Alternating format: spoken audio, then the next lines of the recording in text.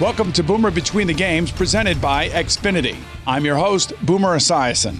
Later, we'll take a look back at the Eagles-Redskins matchup, and then we'll take a look forward to some great Week 7 matchups as well. But first, let me introduce our first guest here today. It's Bart Scott. He's a coworker of mine on the NFL Today. He played in the NFL for 11 years. He was an all-star.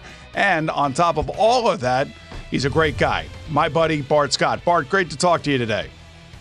Always a pleasure. All right, let's take a look back at last week with the Redskins and the Eagles. Now, Carson Wentz certainly struggled. They're missing Lane Johnson, one of their best offensive linemen.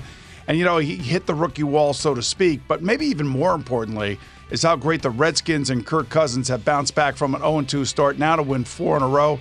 Give me your sense of playing against a rookie quarterback like Carson Wentz and what the Redskins did to him. Well, now they have a body of work, so now people know what he struggles with, what he does well, what he doesn't do well. And that's what happens as the season progresses, because before, nobody really understood what his strengths and his weaknesses were. He showed tremendous poise in the pocket, but I think you have to give a lot of credit to the Redskins, one, for sticking together, and two, because of how Mac Jones runs the football. He's averaging over like 4.9 yards a carry, and I think that sets the table for everybody. Nobody expected this, especially with Jordan Reed being injured and not completely healthy this year. So I think you have to give a lot of credit because they're running the ball first, which sets the table for everything else. And there's no question that Kirk Cousins has elevated his game as well. Now, also the Steelers, they go down to Miami. Not only do they lose Big Ben, but they get run over by Jay Ajayi, and he was a guy that nobody really expected to have a 200-yard game. He's the first running back to do it this year, and he actually does it against this Steeler defense. I know that is beat up. Here's the point. Not only do they lose Ben Roethlisberger, but can this Steeler defense, given that they just got run over by the Miami Dolphins, have a chance to try to do the same thing to Tom Brady and the Patriots? Well, I think the Patriots just got excited because I think you're going to see a lot of LeGarrette Blount this week, a lot of 3 tight end sets, the matchup problems. The Steelers aren't a great defense. The best defense for them has been their offense. And now you're going to put more pressure on their defense because now you can't expect Landry Jones to play at the same level as Ben Roethlisberger. So that means that defense is going to be a lot of 3-and-outs. There's going to be some tough sledding.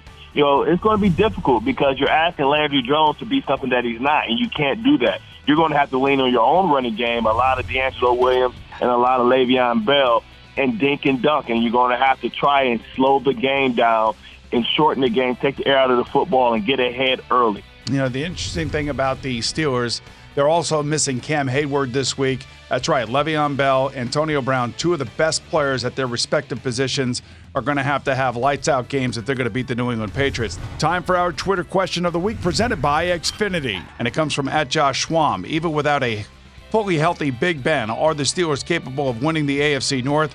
#BoomerBTG. From my perspective, I don't think that they can win the AFC North if Big Ben is not back. The good news for the Steelers is that after a meniscus tear like this and a surgery, that he should be back within 3 to 4 weeks, and there's more than enough time for them to rekindle, their electrifying offense with Big Ben. Therefore, I think they can win it, but they can't win it if he does not come back and he does not play like he did prior to the injury. It's funny because, Hines Ward don't have any meniscus. They took both of them out. He played without any meniscus in his knees, which was amazing to me, but he was never a burner. Neither is Ben. Ben is a guy that sits in the pocket, so it's easier for him to come back for that position. I think that they'll be serviceable enough, and when Ryan Shazier comes back, that defense will get an injected boost and get another playmaker at the second level that can help slow opposing offenses down. Hey, if you have a question for us, tweet at us with #BoomerBTG, and maybe we'll use your tweet on the show. All right, let's look ahead to some Week 7 matchups. It's the Minnesota Vikings with maybe one of the league's best defenses traveling to Philadelphia. And who is the quarterback for the Minnesota Vikings? That would be Sam Bradford. I would think that if you were a Philly defensive player, boy, you want to get your hands all over the former quarterback that you just played with the last couple of years. Yes, you do, but listen, he was traded. He didn't turn their nose up at him like Brock Osweiler did. For me, it's really Minnesota's defense against Carson Wentz, and Carson Wentz again going to be under siege this week, much like he was last week in Washington. He's going to have to be a lot cleaner, but this is where these rookies tend to grow up. This is not easy. Playing quarterback in the NFL is not for the faint of heart, and certainly Carson isn't one of those types of guys. Yeah, we're going to find out a lot about Carson Wentz can he stare down the barrel of a gun and not flinch? Because he's going to be in situations where he's just going to have to eat it. He's going to have to hold on to the ball to deliver the ball down the field, and it's going to be a physical contest. That's what they make it. They make it all about. They make it a physical contest. The final game that I really want to get into quickly, and that is the two former teams that you played for, the Ravens at the Jets. You talked about it earlier. The Jets are still trying to figure out who their quarterback is going to be.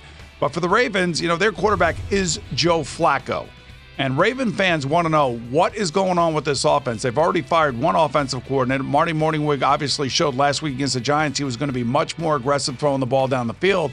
But still, when the game was on the line now, this is twice, once against the Oakland Raiders and now against the New York Giants, where they have not been able to get themselves a win late in the game with the quarterback having the ball in his hands. What is your sense of what's going on with Joe Flacco and the Baltimore Ravens? Yeah, I think that, in that game, Joe Flacco showed what he was all about.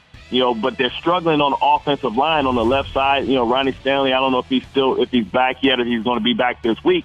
But they have to keep Joe Flacco upright and give him time. But they have to run the ball to be able to have play action down the field. This is an interesting matchup because you have two teams. The Baltimore Ravens are in a better position because they faced a weak schedule early on, and they won the games that they were supposed to win. Well, I would tell you this, Bart, that the Ravens have a very unique opportunity with Ben Roethlisberger now out, and with the fact that this is their back-to-back game in the Meadowlands. If they can win this game, they're right back in the mix. They're right back there at the top of the AFC North. I like the Ravens this week. I think that they come in here and they shut down this Jets offense that has been a disaster since week one. Anyway, listen, thanks so much for joining me, Bart. I'll see you on Sunday on the NFL Today. You're always the best. A great teammate. Have a great week.